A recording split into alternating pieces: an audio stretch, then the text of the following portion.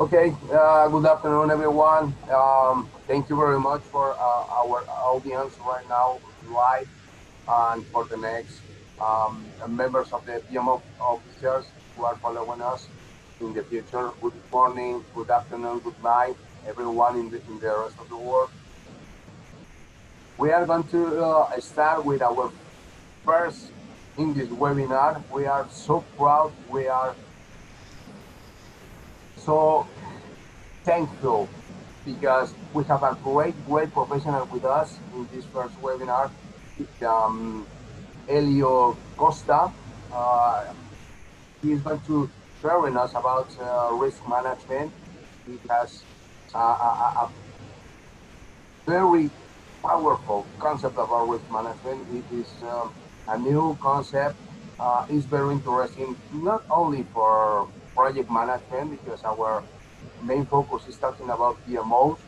So I think this is one of the huge concepts we must manage in PMO when we are talking about risk management.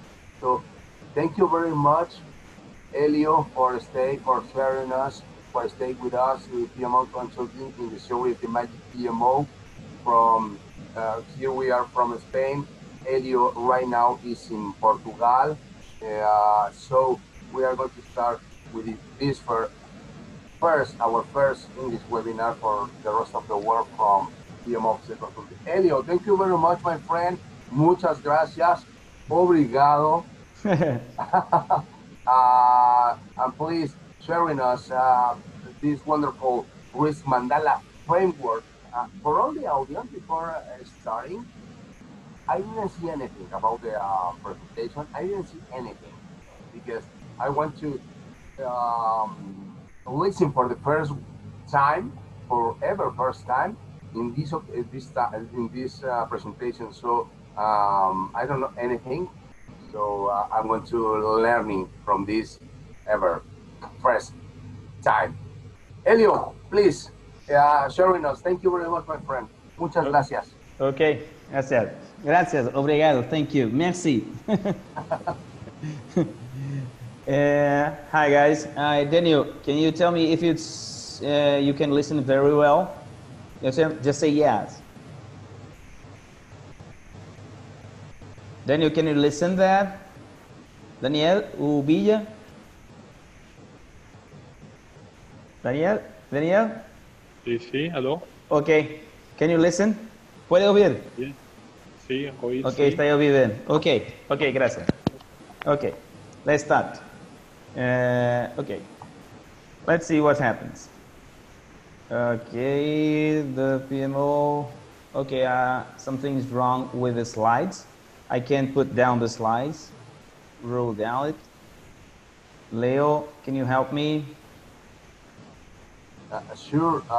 You have all the control. You cannot. No, I can roll the slides. We have tested it before, but something is happening. I can't roll the slides right now. No. No. I can roll the slides. This other screen, something is happening. You really have done before in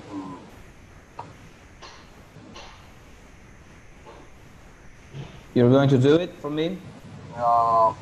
Well, yes, if I present instead of you, I can do that. Okay. I cannot take the control of your PC or your. Okay. Hold on. Can you see my screen? Yeah, I can see that. Okay. Okay, you can go on. So, okay, I can do it for you. You know, can you see it, the agenda? No. Okay.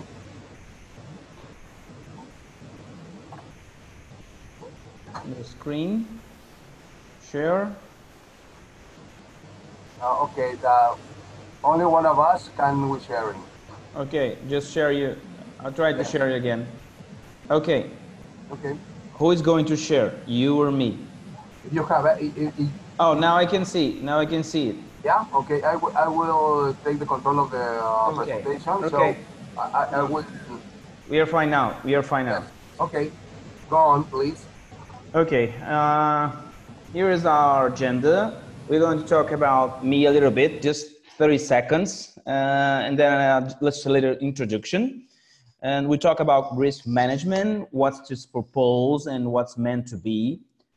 And then I'm going to explain you a little bit about what is the Risk Mandala, where it came from, and what is its purpose and the idea, and why do I created that.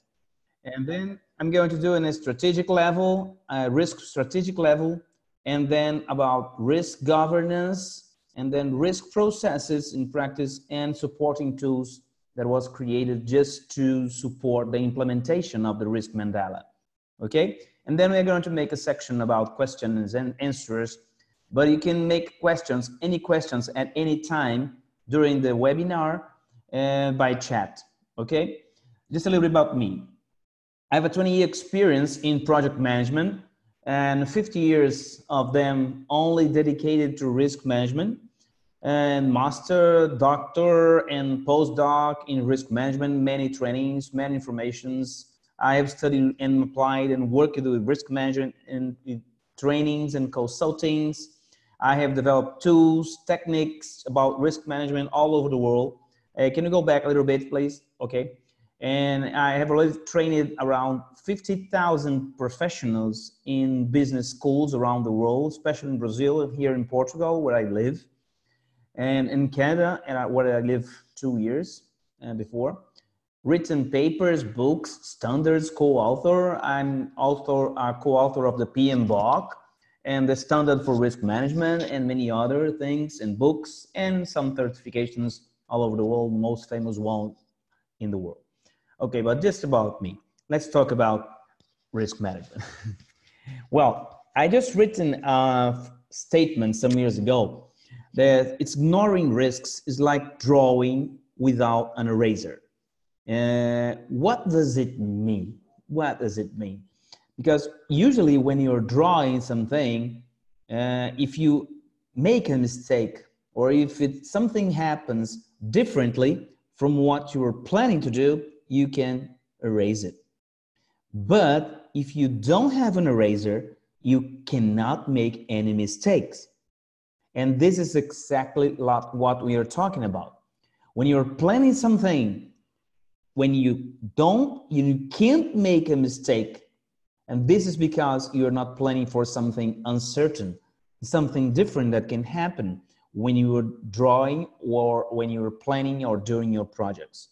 So, but what these uncertain things that comes during your execution of the project, during the planning or doing something, these are the risks. So if you ignore risk, if you don't care about it, you're going to have to make no mistakes in your life. And this is not possible. So this is why I wrote this statement, because you can make mistakes. But if you're planning for mistakes, planning for something uncertain, you can do that. And this is risk management. Go on, Leo. Okay, this is a funny thing. This is a Brazilian soccer player on the left side of the screen. His name was Garrincha. Maybe people don't know that, but he's very famous in Brazil. He was playing on the 50s and 60s. He won 2 World Cups along with Pelé and most famous players in Brazil. And there is a great story about him that's related to risks and related to planning, related to strategy. Then he was a very simple person. When in 1958, before the game with Russia, then you can see the Russian guys trying to kick the ball. And he was talking to other guys, and the coach was telling them the strategy, how he is planning to win the game. And he was explaining to the players that, okay, you were going to the right and then you kick the ball and then there's another guy coming from the back and he kicks the ball and you score. And then you're going to attack by the left and do this and do that, and they're explaining the strategy to the players. And then they were, okay, I agree. But once Garrincha, that was a very simple but a great player, asked him, did you arrange that with the Russians? Did you arrange that? They agree with this strategy. Because if they don't agree with that, it won't work. It's simple like this. You were planning to do something, but you are not arranged that before. With something, but something can happen that you're not planning. And what you're going to do, if this that you were planning is not the plan from the Russians, and then is that, okay, what we're going to do? And what's the lesson that we can learn from that? If you don't have a backup plan for your strategy, if you don't have something planned for uncertain event in the future, you don't have any other chance. And this is strategic risk management. And there's a statement that I sometimes say to my students and my clients, that's in, what's the contingency of your strategy? What's the contingency for your plan? What we are going to do if your plan doesn't work? And there are many uncertain things in the world. Actually, there are only three things that I think is certain: death, taxes, and that everything is going to change. All the rest for me is uncertain. And if it's uncertain and it can impact your project or your plan or your objectives, this is going to be a risk. So every time you think about a plan or a strategy or something that you're planning to do, think about, what if something happens different from what I'm planning to do? This is risk management. This is the basic concept of risk management. We must be prepared for that. And this is the question of, what is a risk? A risk is something uncertain that may happen in the future that can impact, and that if it occurs, it will cause an impact in your plannings, in your objectives, in the results, in your strategy, anything. Something uncertain in the future that may affect you. This is the concept of risk. And it can be a positive and also can be a negative impact. And when it's a negative impact, we call it a threat. And with the positive impact, we call it opportunity. And some people think that risks are just in the negative side, but you also have the positive side of risk management.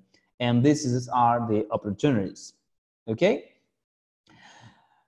Actually, we can simplify something saying that what we are really managing, okay, I'm sorry for the mistake in the slide, but the question is what we are really managing at all. Some people say that when we are managing a project or a company or a portfolio or something like this, we are managing people, the scope, the cost, the time, or procurement, providers, and something like this. I don't agree with that. Actually, when I think about managing, I think about risks. Why? Because when you are trying, for example, to manage your schedule or your time, what you're really doing is trying to manage the uncertainties in your time, in your schedule. If sometimes you have two events or two activities that one is followed by the other, and then you discover that can't be like this because you have a constraint in your time, you have to put them in parallel. And doing this is a response to a risk. When you break down the scope in a WBS, what you're trying to do is to minimize, to turn that deliverables in small pieces, because in small pieces you have less uncertainty. So the act of breaking down the scope is a response to a risk. When you're trying to hire someone else that is different from your company, you're going to outsource something, you are trying to minimize a threat, for example, or maximize an opportunity. Everything that you're doing all the time, every single act in managing is a response to a risk. So this is why my question is, risk is the mother of all managements. And what we have to do with this integration? Why risk management is so important and why do we have to think about integration? Because every activity, every process, every project, every strategy are full of integration. We have to integrate that, all the process, all the projects, especially when you are managing a portfolio. And then we have the mission, we are obliged to integrate everything. And risk management has a fundamental function in this integration process. Why? Because sometimes, I can almost say all the times, when you have a risk response, this response affects something else. For example, if I try to outsource part of my scope, it will affect my costs, my time, my stakeholders, or procurement areas. And so I have to change everything. And when you're trying to do another thing, maybe the risk response is going to change something else in our planning. So this is why risk management is so important, because it promotes the integration. By means of risk management, you can integrate many things. I'm going to explain you right now in a few minutes.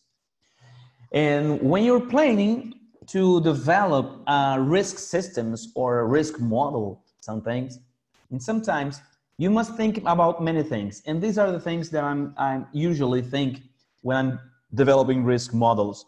And these are the things that I thought about when I created the Risk Mandala. The first thing, it must be adaptable. If a model or a system or a framework is not adaptable to any organization or most of them, it's useless. It's useless because everyone is different. Every company is different. Every organization is different. You must create something that you can adapt to many kinds of business, for many kinds of sizes, difference, industry difference. You must adapt it because there is no one size fits all. So you have to create something that can be adaptable. You must create something that is usable. If people are not able to use it, forget about it. It's useless. Okay? You must create something that people can use. There is a rule that I use about keep it simple, because if it's not simple, people will not use it. You must create something reliable. What I mean by reliable? Reliable when, for example, decision makers use the system, use the framework, and they don't rely on them, or they don't rely on the results the system provides, they will not use it. It's useless.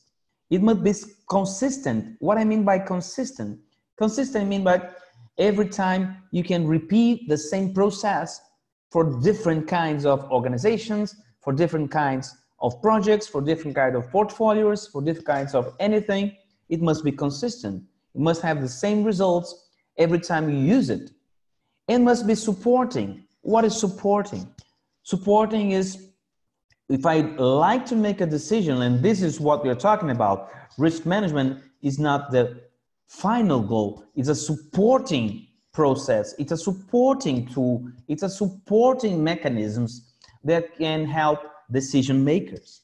We're talking about supporting decisions. We're not talking about managing risks, because there are many things that support risks, support decisions, and risk management is one of them.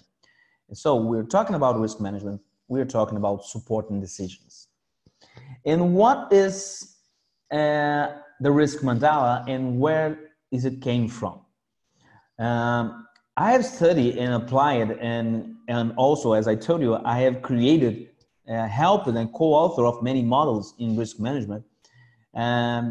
In this case, 3 of them, and have written some books and papers, and I've read some things, many things in all these 15 years. And then I realized that they are not complete. They are not, for example, the ISO 31000, which worldly recognize it as a good model, and I agree with that. It doesn't talk about risk appetite. It doesn't talk about risk culture, many things.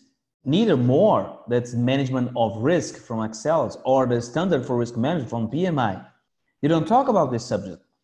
The COSO doesn't talk about training and other structures, and many things are complementary, but they're not fully complete, okay? So I decided to look at every kind of model and create something with the most important things for a strategic risk management or a PMO risk management or even a personal risk management. And this is the origin of the Risk Mandala, okay?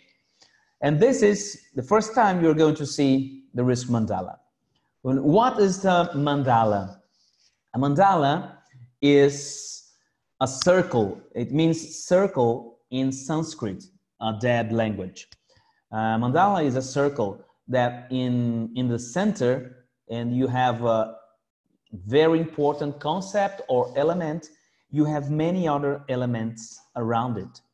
And this picture of a mandala, it's integrated and also harmonic picture that can, the most important aim is to pass, to teach you a concept, an information, an image. Just in one image, you can understand something. And this is the idea for the Risk Mandala. As you can see, the central point of the mandala is people. The more I study risk management, no matter how much I know about scenarios, simulations, quantitative risks, money, profits, uncertainties, the more I study risk management, the more I realize that the central element for risk management is people. People perceive risks, people measure risks, people are affected by risks, people are under control of risks, people are everything. They are the center. If the people don't believe that, if people don't see value on that, it's useless. If the people don't realize the importance of risk management, it's useless. Forget about it. So the center point of the mandala is the people. We must pay attention to that. And if you are trying to implement a certain kind of risk management in your life, or even in your project, or in your whole portfolio, or in your company, you must think about people. People is the center of the process. Go back, Leo. Yeah, thank you. Just to a little bit explanation about the model, you can see 3 different levels in the mandala. The darkest one is the external one that starts with the mission, is the strategic level. The middle one is the risk governance. And the inner one are the risk processes. That's widely known. Okay, every risk management system must have them. What I meant to develop here with the strategic level, that is the outer one, is to show you how these elements can be affected by risks and how you can integrate risk management to your strategy. No matter if you're a person, no matter if you're a project, no matter if you're a portfolio or a whole company. The middle level is the governance. Why? Because governance, risk governance, is how you are going to prepare your organization to implement risk management and use risk management to fulfill its mission. And then you have the internal level, there is the processes. What is interesting about the Risk Mandala, which I have already implemented in many companies and also in my personal life, is that the mandala is scalable. It can be used to a single person or a whole company. You can use the model to manage your life, to manage risks in your life. and I'm going to explain that in a few minutes. Go on out. Okay, let's start with the mission. We can define missions as what I'm here to, what's the purpose, what's something like this, and this is the mission of your organization. I start with that because if you don't know why you're doing something in your personal life or even your company and what you're going to deliver to a society, to your job, to your boss, to a company, to anyone, if you don't know what you are going to deliver, and this is the question, what is your mission? Your mission must be defined as what value, which value do you create? If you don't create any value, if you don't understand what is your value, you don't understand what's your mission. Your mission must be strictly aligned with your mission, with your values, the things that you deliver for the world or for the society. And this is the definition of mission. And if you can see that, if you define your mission in your organization, you can see that there are many risks associated to this mission, especially if you have a big company. So this is why I started the Risk Mandala with defining the mission. Okay, let's go on. The second point here is the analysis of the environment, the internal and the external one. And I do that, the external environment, analyzing with the PESTEL model. PESTEL means P from political, economical, social, technological, environment, and legal. These are a simple acronym for understanding what are the forces that can affect your organizations and affect your mission. And this is why how I assess the forces that can affect you. And when you're trying to develop a mission or trying to develop an organization or a strategy, you must understand that, because otherwise you won't understand on which context you are inserted. So you have to understand your external environment. And there are many risks associated to external environment, good ones and bad ones. Next. Okay, so this is the internal environment. And why do you have to analyze that? Because also there are many risks associated to that. You have strengths, you have weaknesses. Everybody has. Your processes are good or your processes are bad. You have good tools, you have bad tools. You have good professionals, you have bad professionals. You have many risks associated to your internal processes. And this is why you have to understand that. And the analysis of the internal and external environments gives you a good idea of where your company or your portfolio is inserted in. So this is why I understand and I try to understand in which context I am inserted in. And then, go on, Leo. And then it comes to the SWOT model, which comes from external and internal models. But I don't believe the SWOT models like this, that most people in the world use the SWOT model like this. I don't like that. I have created a different model that I'm going to explain to you right now. It's used in the internal and external environment, but it's easier to use than the SWOT model. Let's see then. Next. Forget about it, and then you are going to understand how do I use the environment analysis. After analyzing your environments, internal, external, you can define and you must define your goals, strategic goals, goals for your project, for yourself, for your portfolio, for your company. And why do you have to do that after analyzing the environment? Because if you don't understand in which context you are inserted in, it's useless. You're trying to define goals that are not achievable, and then you have to realize, oh, this is not possible. And you waste a lot of money, and you waste a lot of time.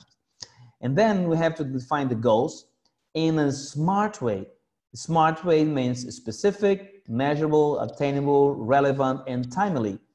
For example, if I want to lose weight in my life, I just can tell, oh, I just want to lose weight. No, I have to say that I want to lose 3 kilos in 1 month. This is specific. This is measurable. This is timely. So in each goal you're defining in your life, you have to define something in a smart way. Okay? And also, if you have, no, go back. Okay, thank you. And also, after defining the goals, you have to define the weights. Why? Because some things have different weights. Some things are more important than the others. It's not very common to define the same weight for all the goals. Sometimes I say that if everything has the same importance, nothing is important, because you can see the difference between them. So you have to define which thing is more important. Think about your life. There are some things that are more important than others. For example, if you have kids, your kids are more important sometimes than your cars. In your job are more important than your TV and things like this. There are different weights when you're prioritizing things. You have to prioritize them. And when you're talking about strategy, when you're talking about risks, and there are risks associated to your goals, you must define which one is more important, which one has more risks.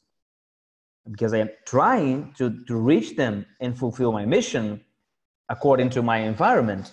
So I have to define the goals in a specific and good way, and I have to weight them. And also I have to align them with your organization tree. You have an organogram, for example, in a high level, and then you have an organogram in your structure, in your company, and the goals must be broken down just like in a WBS, from the top level until the lowest level, for everyone can understand for which goal we are associated them, and what are the risks associated to each goal. And this is what I call the goals tree. Go on. Let's see a simple example of how people can measure that, how people can prioritize goals. For example, let's suppose that we have 3 goals, just 3 goals. And in these 3 goals, I have a legend here, it's a scale. For example, something can be much less important, in equal importance, more important, or much more important. Okay? And I'm going to compare all of them. For example, goal 1 and goal 1 are equal. They are the same importance. So it's 3 marked for everyone when you're comparing the goal with the same goal. And then I'm comparing the goal 1 with goal 2, and I define that the goal 1 is much less important than goal 2. So goal 2 related to goal 1, it's much more important. It's an inverted matrix. And then I have goal 1 and goal 3, and I said that goal 1 is less important than goal 3. And then if you compare goal 3 and goal 1, you're going to see that in the table you have goal 3 is more important than goal 1.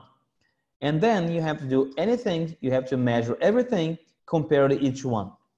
And then on the score column, you have to sum all the scores. For example, goal 1, you have 3 plus 1 plus 2, and you have 6. And goal 2, you have 5 and 3 and 3, and then you have 11. And then you have 10 for goal 3. But if you sum all the points here in the score, you have 27. Leo, can you mark 27, please? Okay. No, go back. Go on. No.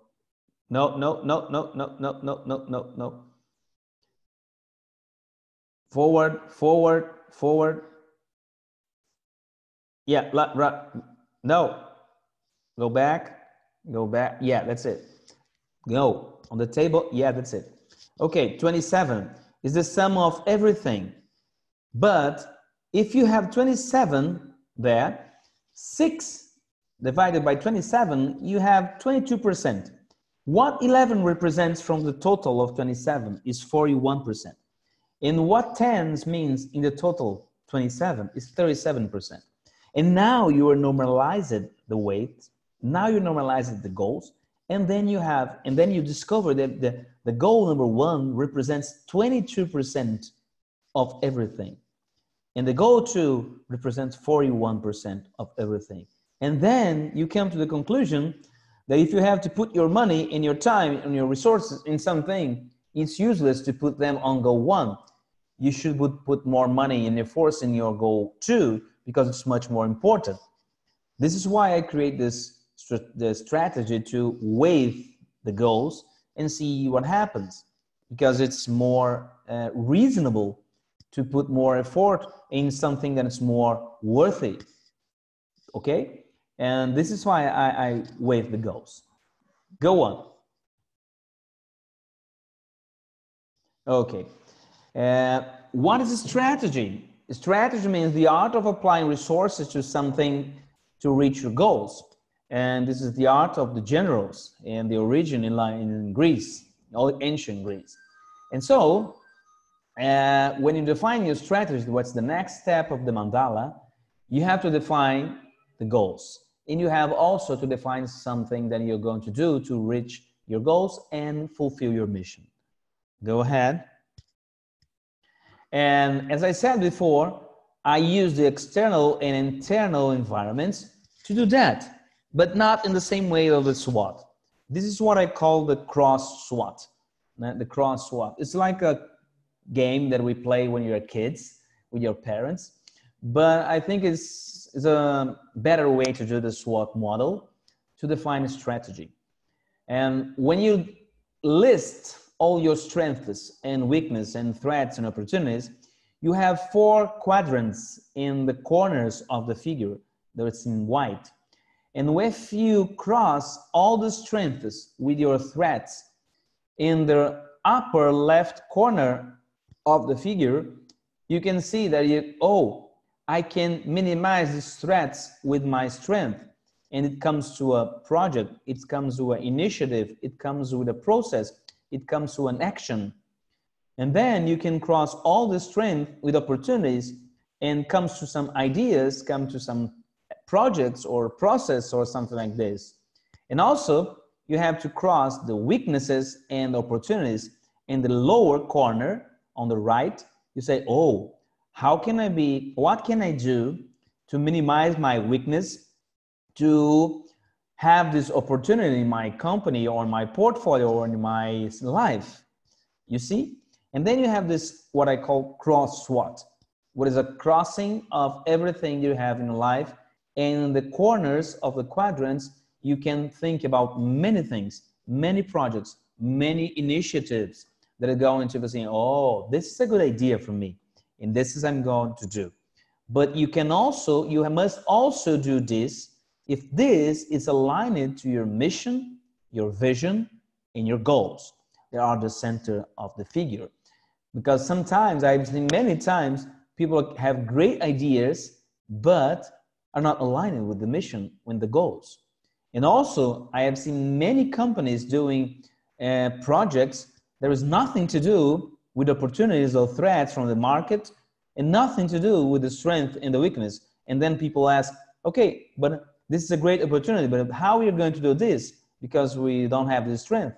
We're not able to do that. And so a lot of money are wasted. So this is why I created this strategy, this model to define a strategy, because everything is aligned with something that is possible and something that is reliable. Okay?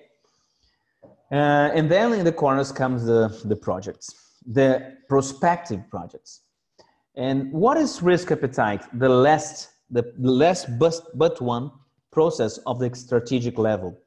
Risk appetite is usually defined as the amount of risk that you are going to accept to reach your goals. Okay, this is a fine definition, but the problem is how you're going to measure that. Okay, it's very hard to define how you're going to measure that. And then I studying that and talking about another researcher, another professional, and with Grant Avery from the United States. He created a concept named Cora triangle. Can you go on? What's the Cora triangle? Grant Avery. That's it. The quota triangle is a triangle like this with the words competence, output, and risk appetite. The quota triangle comes from this acronym, from these words, which means competence, output, and risk appetite.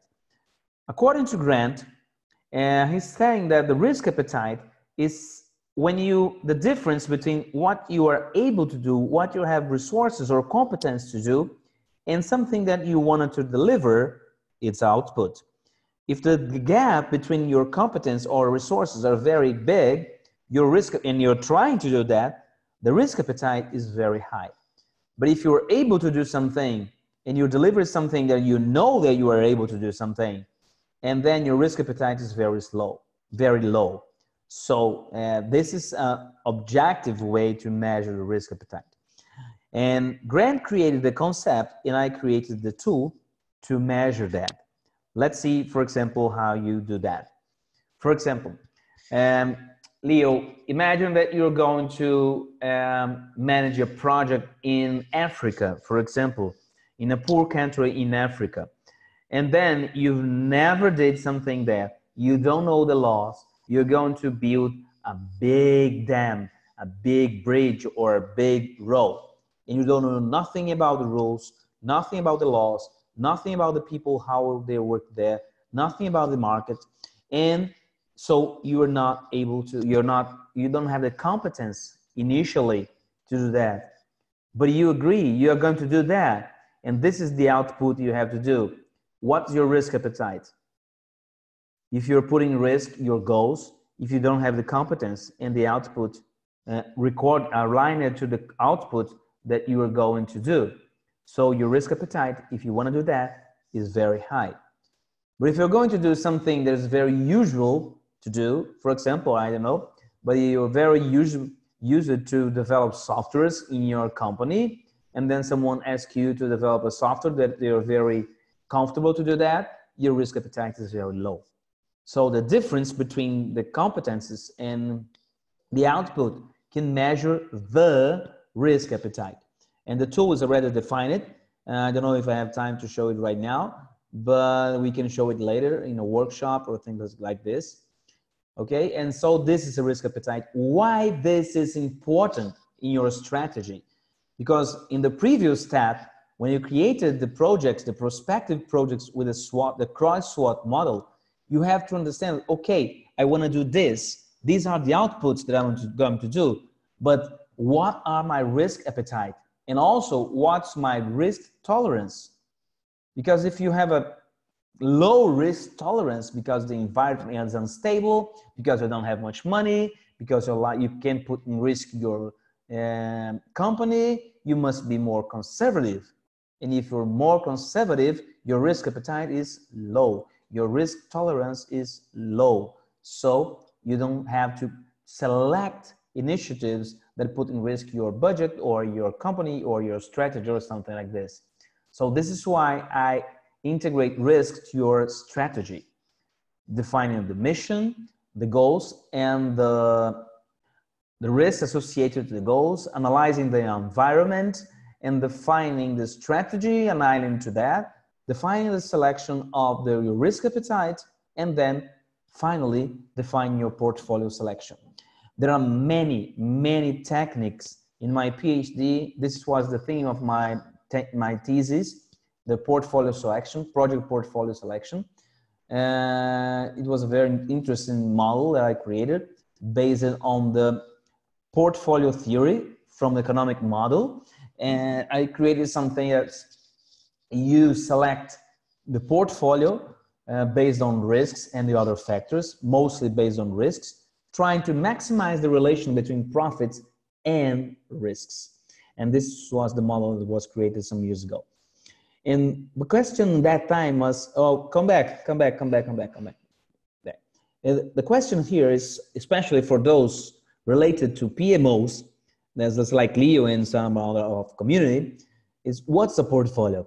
Some people think that portfolio is something, is a lot of projects together, or a lot of programs related to your strategy. Okay, this is the regular concept. I don't agree with that. A portfolio is not a collection of projects or programs related to your company or your organization or your life. A portfolio, in the origin of the concept created by Harry Markowitz in 1952, he created the word. A portfolio is a group of integrated projects that maximize your objectives and minimize your risks. Sometimes you have a lot of projects, a lot of portfolios, and a lot of programs that don't do that. You just have a collection of projects or programs, but you don't have a portfolio because they were not intended to, they are not created. The project selection to compose the portfolio, it was not correct. People are just trying to prioritize the projects and put in your portfolio the best ones. But sometimes the best ones are not the best combination of projects to create a portfolio.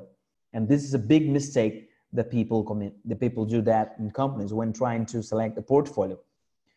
We don't have to select the best projects.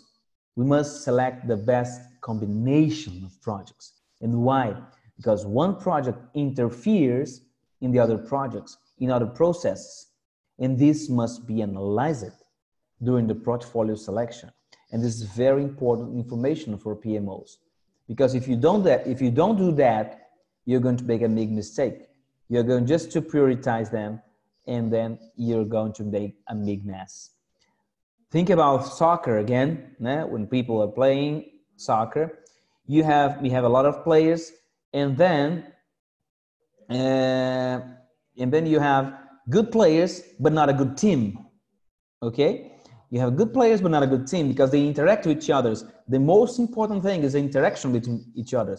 You see, I see the game in Barcelona and, and Liverpool. The interaction between the players is fantastic.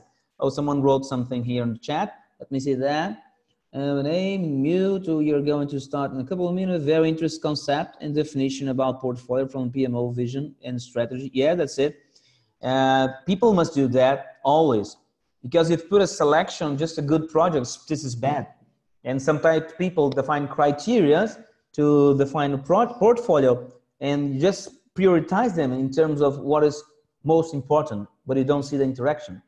I have managed once a portfolio doing this in ancient times and said, oh, this is a good project. This is a good project. Let's put that on the basket. This is a good project. Let's put that on the basket.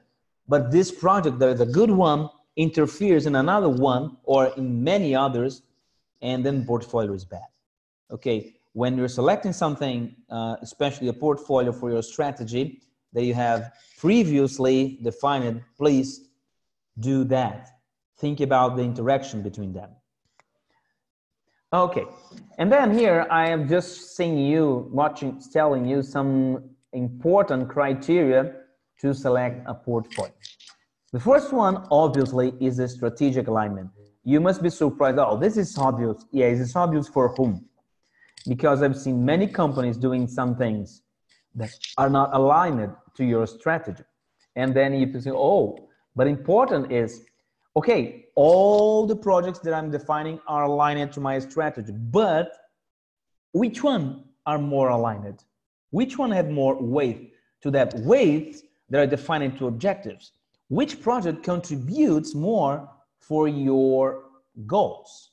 And this is it's not a question of saying, okay, I'm aligned, so I'm fine. No, you must define how much you are aligned. And also, as I said before, you must do the interdependence, analyze the interdependence between the projects to see how much a project helps or cause any problems in other projects. And then you have the risk appetite that was defined before, and then you have to define the benefits. For example, a project can make a benefit, a social benefit, a political benefit, a financial benefit. You must understand what are the benefits provided by the project and also by the portfolio. And also you must understand which resources do I need. And if you have legal obligation, for example, so you have many criteria that you put there on the list, but I define just that, just to show you how I do this and how I define a good portfolio. I'm going to show you some examples that I have time. I don't have time to show all of them, but I'm going to show you just some examples how to measure that. The first thing you must have in mind is that regardless the criteria that you have chosen, you must put all of them on the same rule. All of them on the same ruler. You have to compare everyone and put the same on this, put all of them on the same rule. Okay, let's go on. For example, the strategic alignment. Remember that I had defined some goals, and the goals have weights, different weights that I've created and calculated as before. And here I just put an example, weight 2 and 4 and 3 and 1. These are the weights of the goals that I have defined some day before. Okay, and then you have some projects. And also in the downside, in the lower part of the scale, scale 0 if I have no contribution, 1 is very low contribution, 2 is low, 3 moderate contribution to that goal, 4 is a high contribution to that goal, and 5 it's a very high contribution to that goal. And this is important, and I'd like you to pay attention. It's simple, but you have to pay attention to what I'm going to say right now, because you have to understand the logic of the concept. In project 1, for example, I watched it and then I observed that they have a low contribution to goal 1. So I have to put 2. And project 1 also have a moderate contribution to goal 2, and no contribution to goal 3, and a high contribution to goal 4, and so on. So if you sum all the contributions and multiply it by the weight, you have the results on the weighted values column written in red. For example, project 1, 2 times 2 plus 3 times 4 plus 0 plus 4 times 1, you comes to 20. And this is the overall contribution and the degree of alignment of your project to your goals. And you can also do that to as many projects you have. And then you have, for example, in these 4 projects, you have the weight values 20, 21, 34, and 26. And you see that project 3, it's more important than other projects because they contribute more for the goals than the others. So this is the importance of weighting the goals and observing the strategic alignment in this way, because you see the difference between them. For example, the project 3 is almost 2 times more important than project 1. And doing this, you can measure the difference. You can justify to your boss or to your company why you are investing your resources on that and not in any other project. And then I have created observing the weight and weighted values. You can observe that the smallest one is 20 and the biggest one is 34.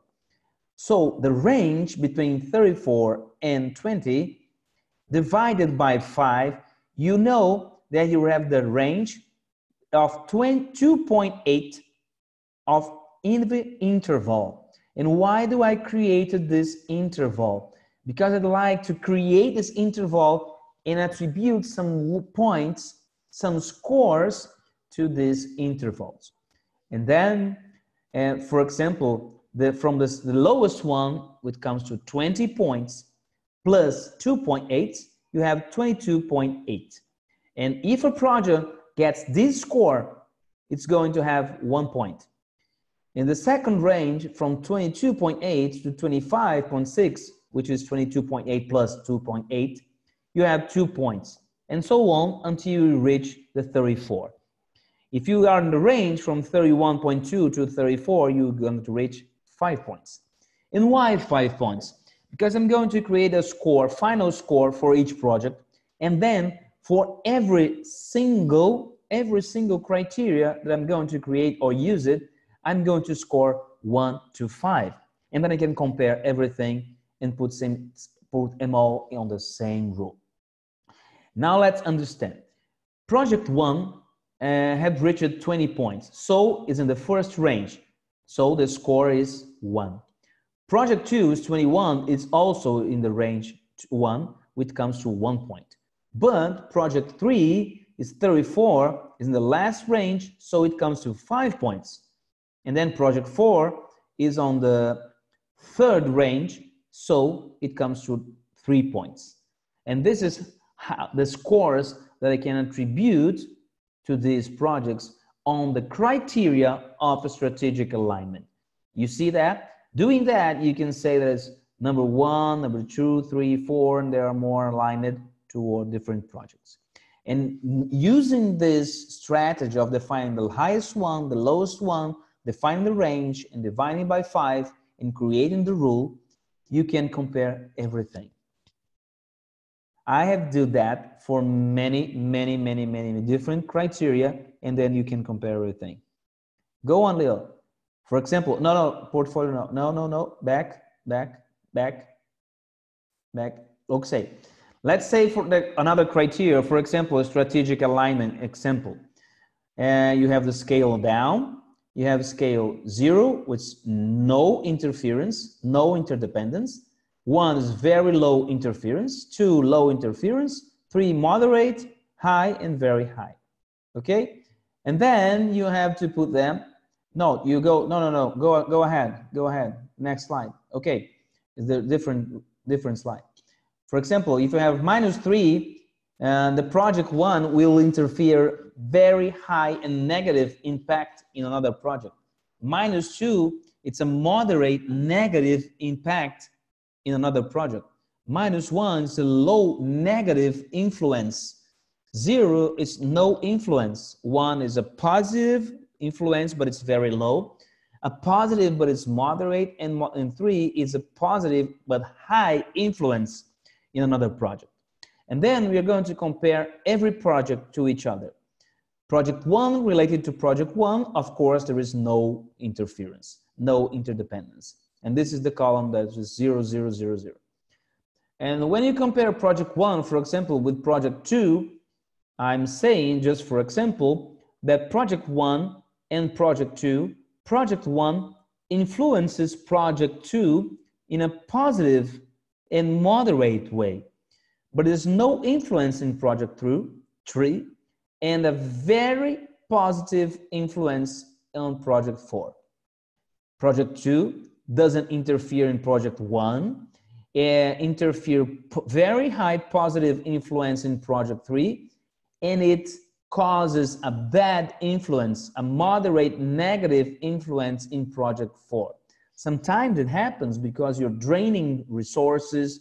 If something happens there, you can injure another project, and sometimes it happens. And also, you can judge everything according to this scale, and also you're going to sum up everything in the column named values. And then you have in the first line, you have 2 and 3, and it comes to 5. And then you have 3 and -2, and then you come to 1. And then so 1, 3, and 2 on the column named values. Okay? And once again, I have the gap. The gap is between 1 and 5. 1 is the lowest one, and 5 is the highest one. And when you come to this gap and divide it by 5, once again to create a range, you come to 0.8. And then from 1 to 1.8, you have 1 point, 1.8 to 2.6, you have 2 points, and so on until you have the highest 1 point, which is 5. Let's do it again. In the project 1 has 5, so it comes to the last and biggest range. It comes to a score of 5. Project 2 has just 1 point, so it's in between the first range, comes to 1 point, and 3 points and 2 points. You see now that you can compare every criteria, put them on the same score scale, and then you can compare everything. You like that? Well, let's see. I'm going to ask you a question. If you have any doubt between this criteria and then something that I'm doing right now, just to show you and how can I compare that. Anyone can do that. Very interesting concept. What do you think about this process of measuring criteria and normalizing everything? Can you do that? Okay. Okay. Interconnect. Never seen this before and looks interesting. Yeah. What I think is interesting in the process because it's easy. It's easy to do that. And as I said before, you must create something that is easy. not something that is very complicated. No? Never seen this before in the way that it handles. Yeah, it's the way it handles. Yeah, that's it. And do you think it's useful? Exactly, that is simple. It's simple, very simple. And you can compare and think, yeah, as I said before, if you don't create something simple, people will use it. People will use it. And according to the level of maturity of the company, it's sometimes you can't use something more complicated than this. Otherwise, people won't use it. Okay?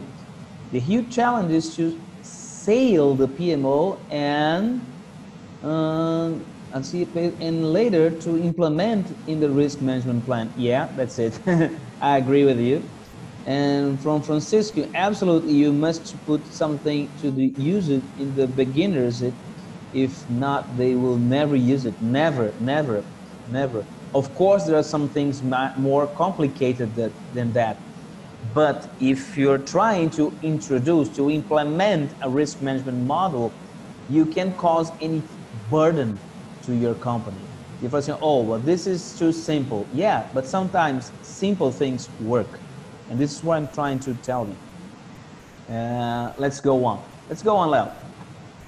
Next slide. And then after doing each score for every criteria that you have defined, let's see how can I do the final selection of the portfolio. Go on, Leo. Okay, I'm going to share the slide in two parts, part 1 and part 2. And this is the simple way to do that, but I'm using that in a lot of companies and it works and they're very pleased and satisfied with the model. Let's say, for example, you have 4 criteria, but you can have many ones. And you have 4 different projects. And let's say that project 1, in criteria 1, you have scored number 2. In criteria 2, you have reached 4 points. In criteria 3, you have reached 4 points. In criteria 4, you have reached 5 points. And then you take that scores that you have reached in each criteria and line them and put them in the same worksheet, and then you can sum the final score. The final score for project 1, for example, is 2 plus 4 plus 4 plus 5, and then you come to 15. Project 2 is 12, and then 3 is 6, and then 9. And what happens there? You understand that the total points of the whole 4 projects is 42. And if you can do all the projects, you're going to reach 42 points in your scale. But sometimes it's not possible. But the question is, what's the contribution of project 1 for this 42 total score? What's the contribution of project 2 for this contribution of 42 points? And then you have to divide 15 by 42, 12 by 42, 6 by 42, and 9 by 42. And then you realize in the percentage column that project 1 represents 36% of the whole benefits, of the whole amount of points that you can reach doing everything. And then project 2 contributes with 28% of everything that you could do in your company. And then 50%, and then 21%. Then you realize that if you have money, for example, just to invest in one project, and project 1 and project 3, for example, cost the same thing, in which project will you invest? Project 1 contributes with more than double of the contribution to your company than project 3. See? And then the priority is number 1, then number 2, and then number 4, and then number 3. And then you create a priority. But this priority, you have considered many things in your prioritization process. Also, the interdependence of the projects, which is very important, as we said before. And now I'm going to take this second part, showing you how I do this. I'm going to take the last 2 columns and transform them to this table. You remember, project 1 is 36% and was priority 1, project 2, 3, and 4. with the percentage and priority level. And let's suppose now that to implement project 1, it costs 10,000 euros or dollars or anything you want. And project 2 takes 12,000 or 12 million, I don't know. Project 3, 5, and project 4, 8 million or 8,000. The total amount of money to implement all the projects would be, for example, 35 million or 35,000. But you have a constraint. You have just 28, for example. And what do I do now? I can't implement all the ones because I don't have money for that. But I know there are differences between that. The question is, what is the best combination that brings the most benefit with the less cost? This is the idea. I have put some 3 examples here, portfolio 1, 2, and 3, just for you to understand what I'm going to do. For example, I'm sorry, I put it in Portuguese. Instead of reading sim, and you read yes. Instead of reading não, which is no in Portuguese, you just have to understand that sim is yes, just like si, and no is no. Okay? Is no. Pardon for the bad mistake in your slides. For example, project 1, I have selected yes, which means sim in Portuguese. And if I select yes, it will come to 36%, and then project 2 and project 3. And I'm going to select no for project 4. So it will not take part of our portfolio. If you sum everything that all the projects contribute to your portfolio, you come to 0.79%, which means that's almost everything that you can do. But to do that, you are going to take 27,000 or 27 million. And you can do the same thing on the portfolio 2 and portfolio 3. You can choose any project you want, take the amount of percentage of the contribution and the amount of money necessary to realize or to do the projects, which comes to 23 and 25,000 or 25 million. But how are you going to compare that? Which is the best portfolio? The best portfolio is the best relation cost and benefit.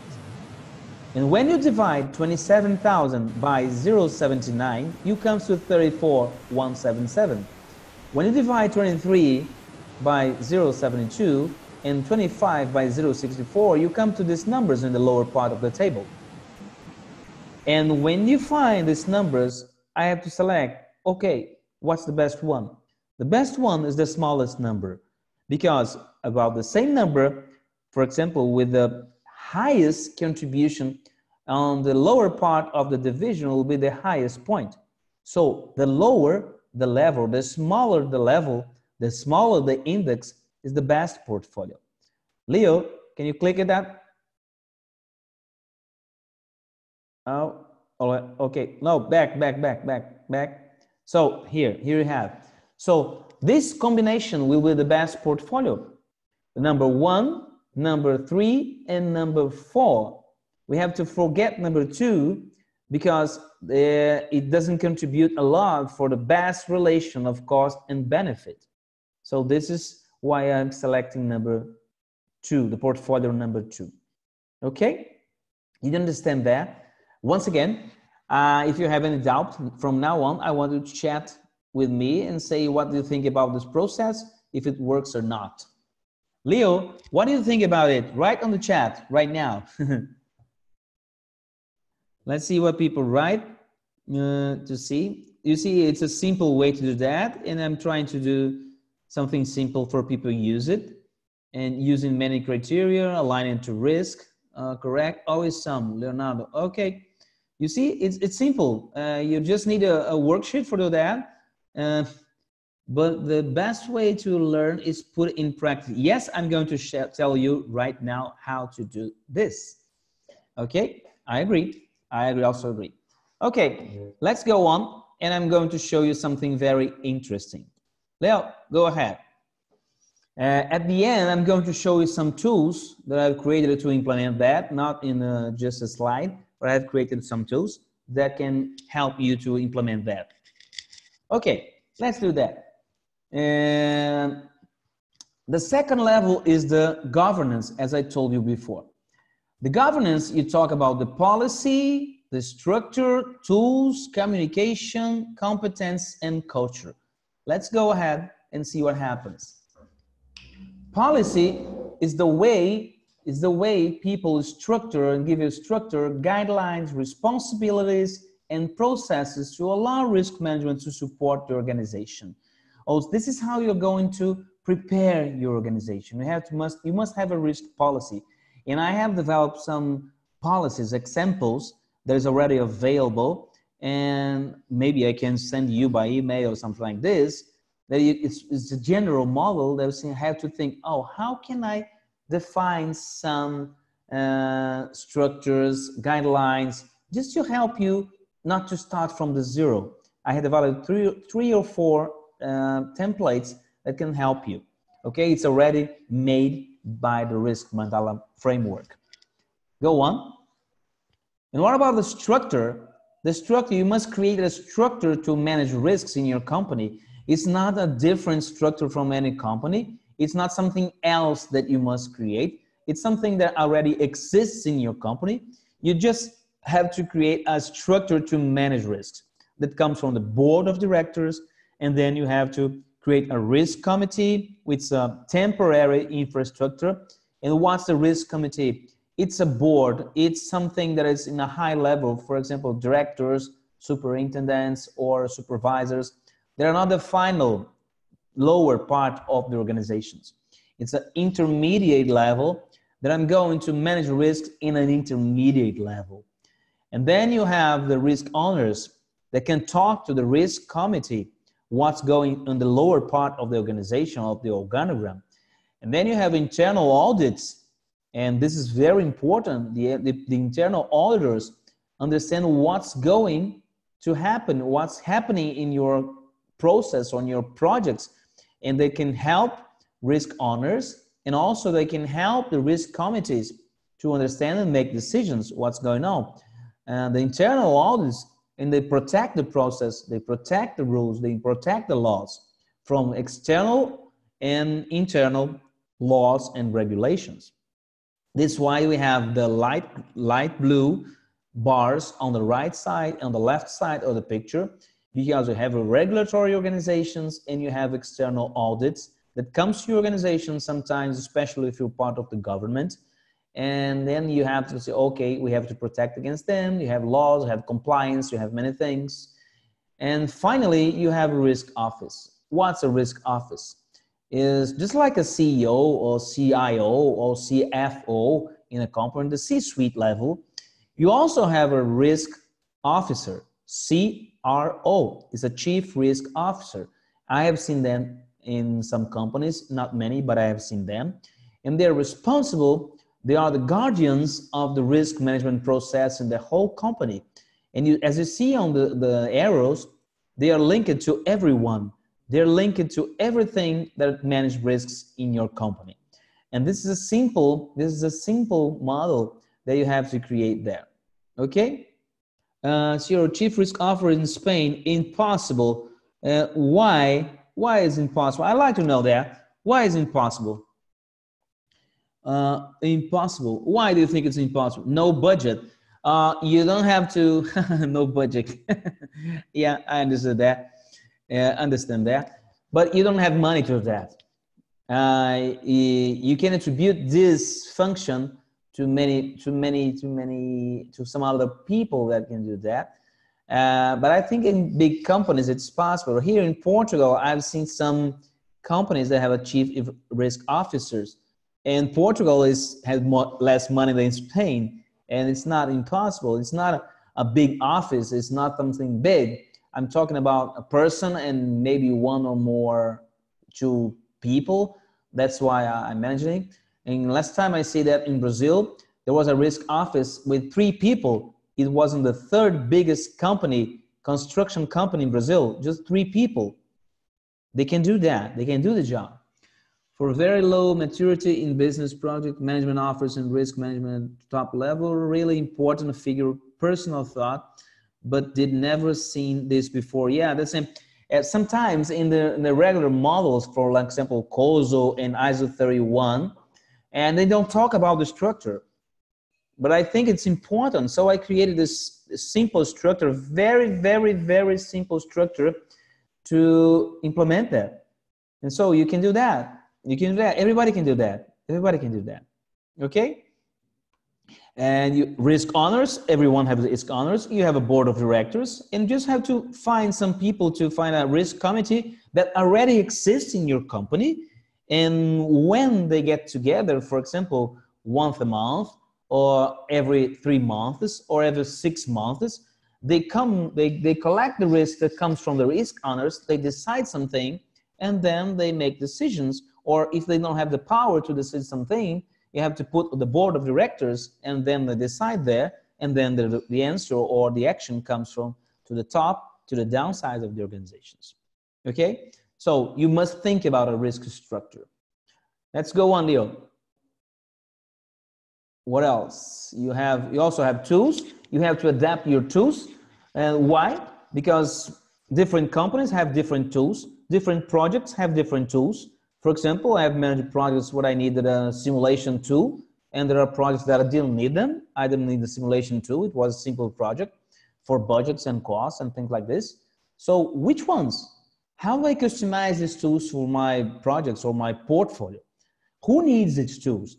Because sometimes in board of directors, they don't manage simulation tools. Some people do that. So you must have people trained in simulations on Excel or Canvas, on many things and many different tools to manage risks and make decisions in your company. So when your governance, you must define the tools. Okay, let's go on. You have to create communication channels and open them for everyone in your single company. Everyone in your company must be able to communicate risks, positive or negative. And I have seen some behavior in some companies that people, oh, I don't want to talk about risks. I don't want to talk about something bad, but they forget that risks can also be positive. And you have many communication tools nowadays.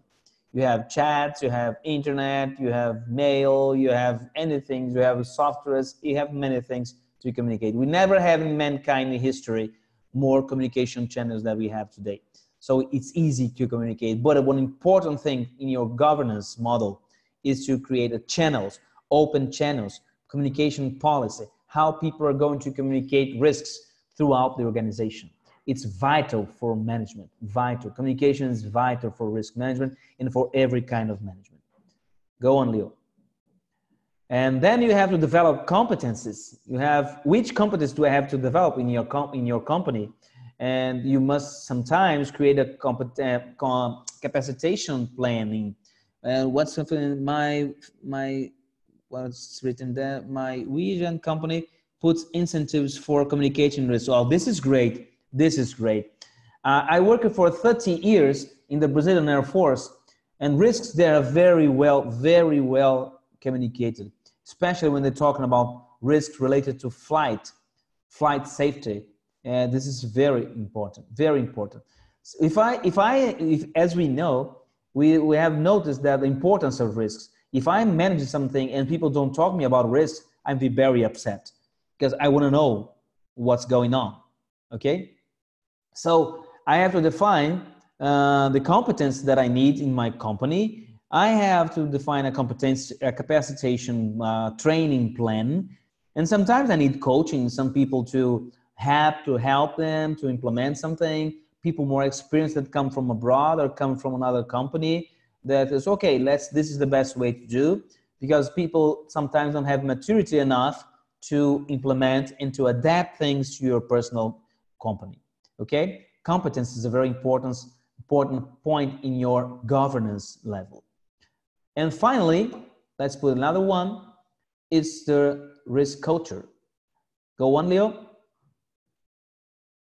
Oh, Leo. Okay, risk culture. And what's a risk culture? Culture is something that you have a group of behaviors, concepts, beliefs, actions, many things. Many things a group of people do together. And what's a risk culture? It's how they face risks in your company. Do they have the same knowledge? Do they have the same language? Do they accept risk? They are contrary to risks. What's their attitude beyond risk? What their attitude facing the different risks? And you must develop a positive culture in your company and change the mindset. And people must understand the importance of risk management for the whole project, for the whole life, for the portfolio, for the company. Because if we manage something, there are risks.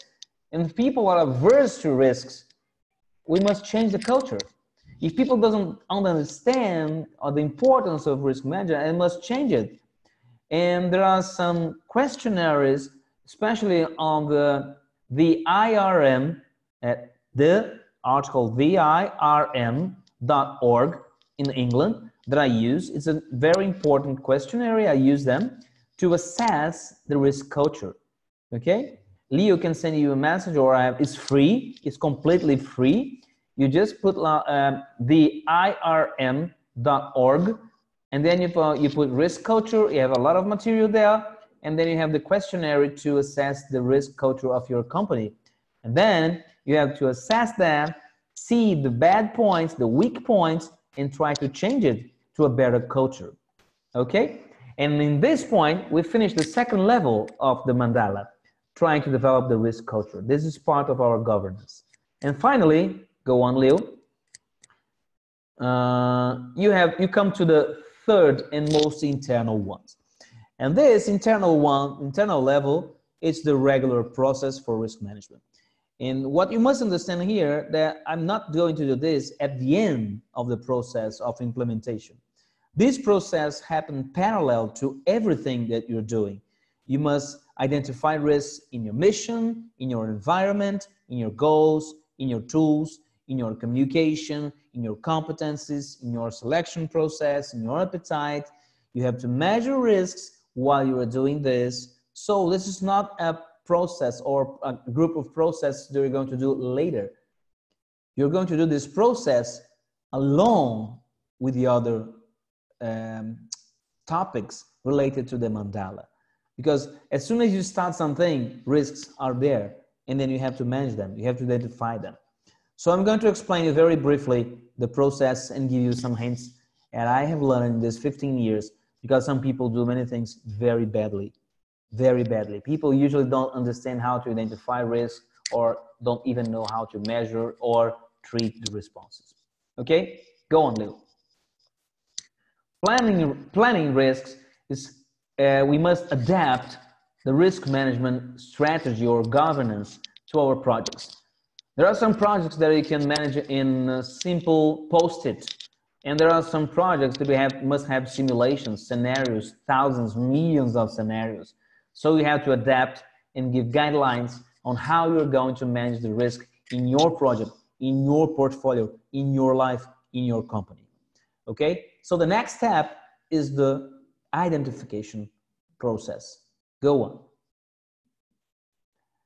To identify risks, the first thing you have to identify what are your risk sources.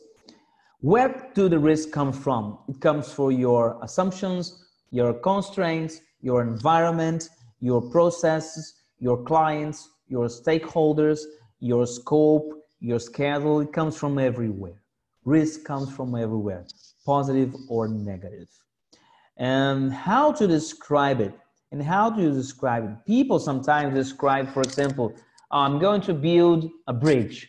And, oh, there can be a strike. No, strike is not a risk. A risk is something that have a cause and an effect. You must describe a risk with a cause and an effect. Because risk is something uncertain producing an impact. And then you have to describe risk with both parts, a cause and an effect. For example, you may have a strike causing a delay on my schedule. And then you can see the relation between the cause and the effect. And then you can estimate the probability of the cause and the impact caused by the effect. Every time you describe a risk, put cause and effect. And also, and many times, I'm going to give you a hint right now, and how to better risk, to write risk, how to better identify risks. For example, I'm telling you that strike is not a risk, but strike with causing a delay in your schedule, this is a risk, of course it is. But the problem is how to measure it. How can I measure a strike or something, for example, a delay in your schedule? And sometimes I have to do that. I'm going to tell you how I do.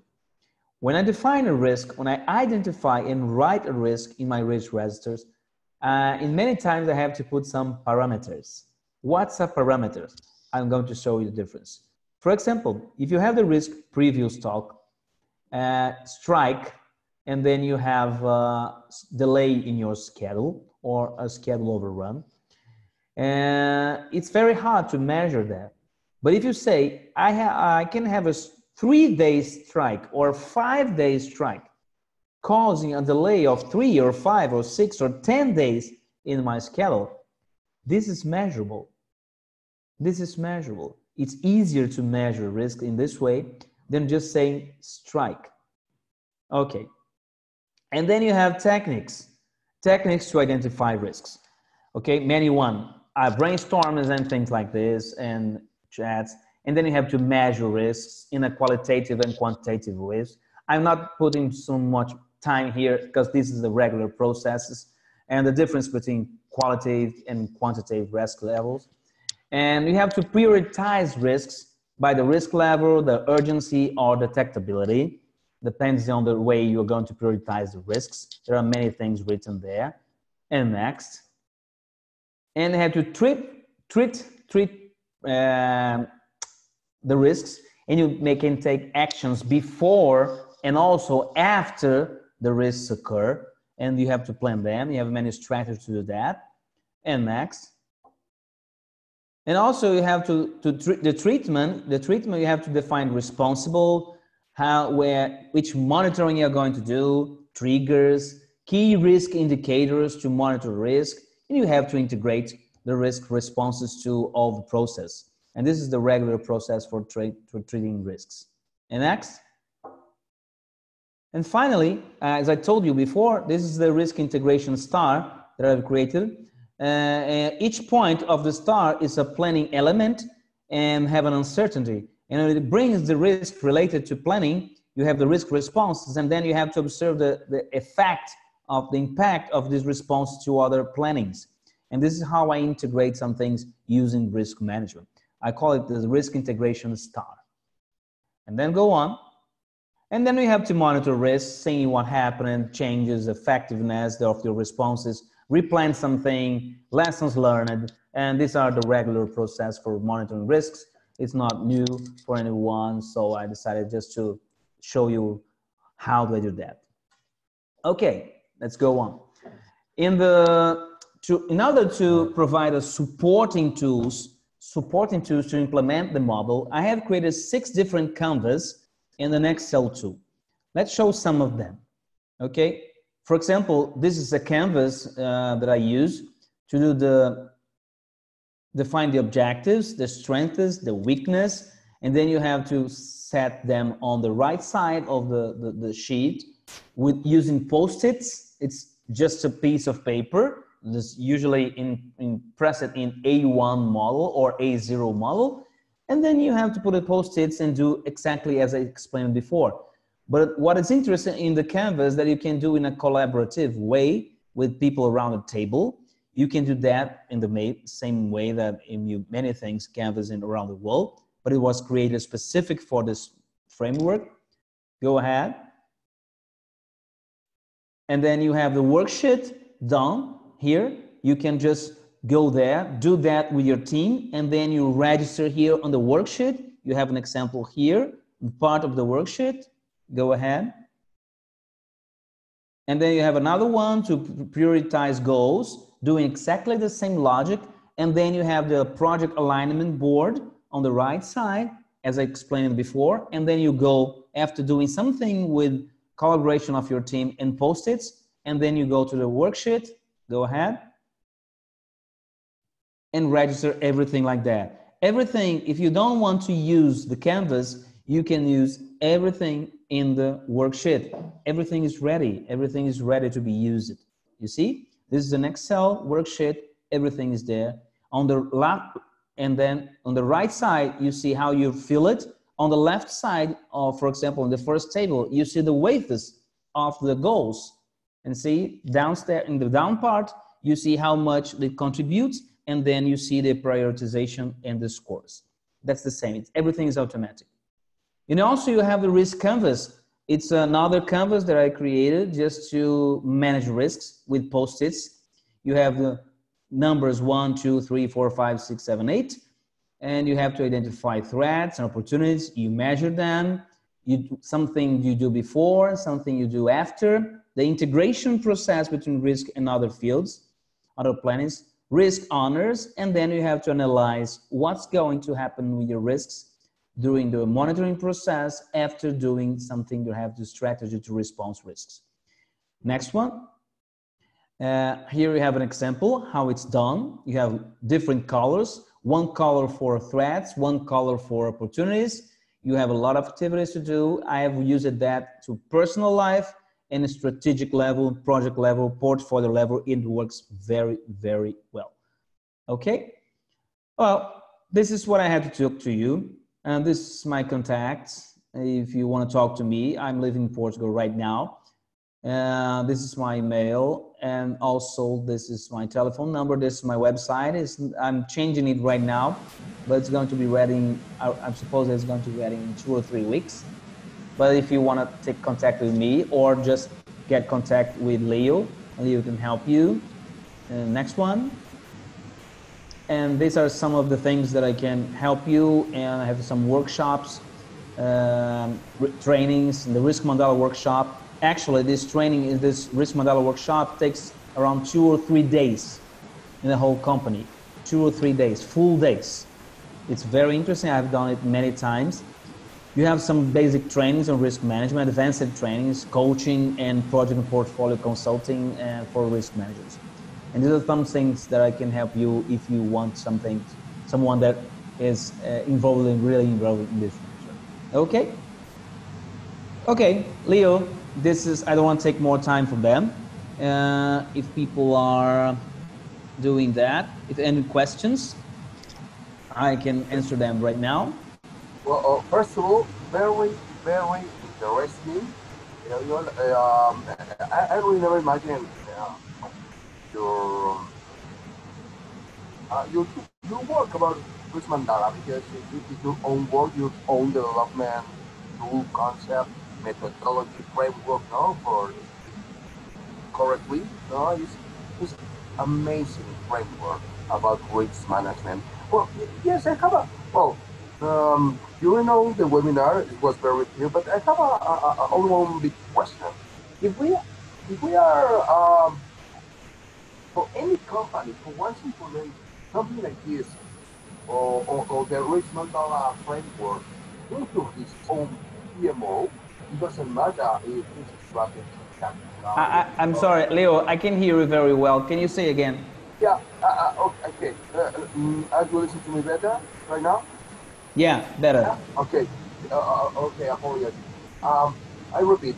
So, if from our audience, our people who is listening and watching us, they want to implement in its own PMO the Risk Mandala framework, which your advices, which will be the 3 main steps for implementing this framework into his risk management plan and a PMO vision. So you're asking me if I can listen well, because I didn't. You're asking me how to implement the Risk Mandala in a PMO. That's it? Your advisor. Yeah, I advise them. No. My question, in 3 main steps for people who wants to implement the Risk Mandala framework into his PMO, tell us 3 main advices. Oh, okay. 3 advices to implement Risk Mandala in a PMO. That's it. Right. Okay. The first one is to change the mindset of the people. Try to change the risk culture. This is a long process. But it must start thinking about how can I change the mindset of the people in order to believe that this is a good thing. This is why the people in the center of the mandala. Because you must start trying to change and show examples and demonstrate how they can benefit from risk management. Because if people don't buy this idea, they don't buy in, they will not believe that, and everything is useless. This is why the people is in the center of the process. You must try to change their mind and showing them how can we benefit from that. And this is the first step.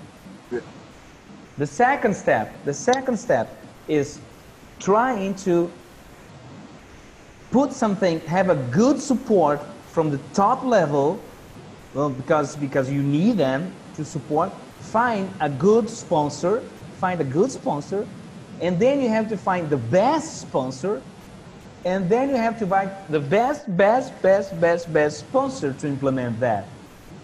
You have also to show them the importance of that. And the second rule is to find supportive sponsors. This is very important. Third, understand the model and how it integrates to everything. You must try to show people that everything is integrated and that the mandala is an integrated model. It's not an isolated model. People have to understand, because if you define a wrong strategy, if you define a wrong mission, everything is down. Everything will be down. If you don't understand the importance of risks in objectives, if you don't align them to risks, if you don't put good process on risks, nothing will happen.